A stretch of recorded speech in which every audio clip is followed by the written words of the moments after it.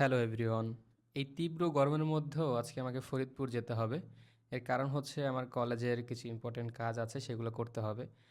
তবে আমাদের এখান থেকে ফরিদপুর কাছাকাছি হওয়া সত্ত্বেও আমরা খুব একটা যাই না, কারণ অফিসের কাজে ব্যস্ত থাকতে হয়। ছুটি ছাড়া পাওয়া যায় না, এছাড়াও হচ্ছে যাতায়াতের একটা সময় লাগে। সব মিলে আসলে খুব একটা যাওয়া হয় না এমার্জেন্সি কাজ ছাড়া। তো আজকে আমার সেই এমার্জেন্সি কাজ পড়ে গেছে, এখন কিছু করার নাই, এই তীব্র গরমের মধ্যেও আমাকে যেতে হবে।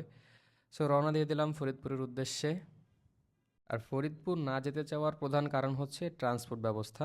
অর্থাৎ এই লোকাল বাসগুলোর সিট এত ছোট, আসলে এভাবে পা দিয়ে বসাই যায় না। তারপর দেখতে পাচ্ছেন খুব কষ্ট করে এভাবে বসতে হয়, আর তার উপরে অনেক ভিড় থাকে।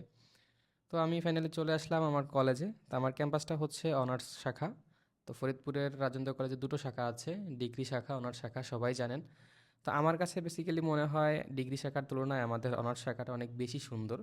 কারণ এটা একটা গ্রামীণ ভাইব আছে, অনেক গাছপালা আছে, এটা প্রকৃতির মধ্যে আসলে হারিয়ে যাওয়া যায়। যার জন্য হচ্ছে ডিগ্রি শাখার থেকে আমার কাছে অনার্স শাখাটা পার্সোনালি অনেক বেশি ভালো লাগে। সো প্রথমে আমার ডিপার্টমেন্টে গিয়ে আমার কাজটা শেষ করে ফেললাম। এরপরে আসলাম আমাদের অনার্স শাখার সেই 20 টাকার ছোটো ফুচকা খেতে। মানে এই ফুচকাটা খুবই জনপ্রিয় এখানকার, কারণ এটার স্বাদ খুবই ভালো, 20 টাকা অনুযায়ী খুবই ভালো। তো এদিকে মাঠে খেলা হচ্ছিল, তো একটু খেলা দেখলাম। খেলাধুলা দেখা শেষ করে আমরা সব কাজ শেষে আবার রওনা দিলাম। তবে এবার আমরা আর বাসে উঠি নাই, কারণ যেহেতু বাসের সিট ছোট, বসতে কষ্ট হচ্ছে, এছাড়া অনেক গরম। সব মিলে চিন্তা করলাম আমরা এবার অটোতে বা টোটোতে করে যাব। আর এটাকে কিন্তু অনেকে টেসলাও বলে থাকেন আপনারা, বাংলার টেসলা। তো মাঝখানে বিরতি দিয়ে আমরা একটু শরবত খেলাম, এরপরে আবারও টেসলায় উঠে গেলাম। টেসলায় উঠে প্রকৃতি দেখতে দেখতে আমরা আমাদের গন্তব্যের দিকে রওনা দিচ্ছি। তো সবাই ভালো থাকবেন। আল্লাহ হাফেজ।